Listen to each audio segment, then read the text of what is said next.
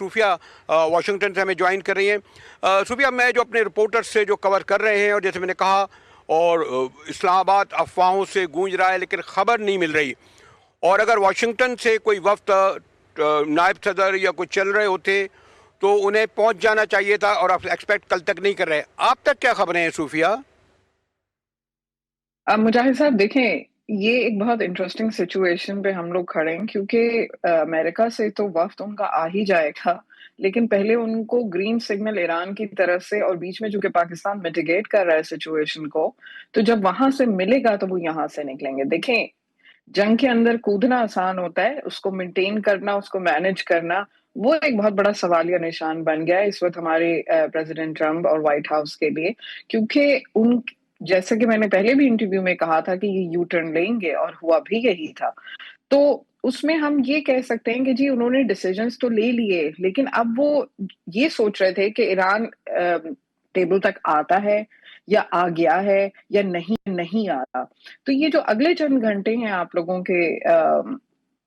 جو آپ لوگ اسلام آباد میں ایکسپیکٹ کر رہے ہیں، these are going to be crucial, لیکن بات یہی ہے کہ ابھی تک ایران، جو موسٹ پروبیبلی یونائٹڈ اسٹیٹس تو ریڈی ہے مذاکرات کے لیے، لیکن Iran is playing hard to get right now. So اب اس کے اندر چونکہ پریزیڈنٹ ٹرمپ کے صوفیہ، ایک پاس اور یہ یونائٹڈ بتائیے کہ اسٹیٹس آپ کے کا اندر وائٹ ہاؤس کی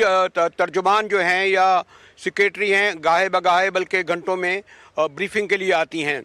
پھر ماشاءاللہ آپ کا جو میڈیا ہے، چاہے میں نام لینا نہیں چاہتا، وہ بھی ایک ایک خبر کو بریک کرنے سے تیار ہوگا۔ جیسے مجھے کل تو یہ تک اطلاع تھی کہ سب سے بڑی نیوز ایجنسی کے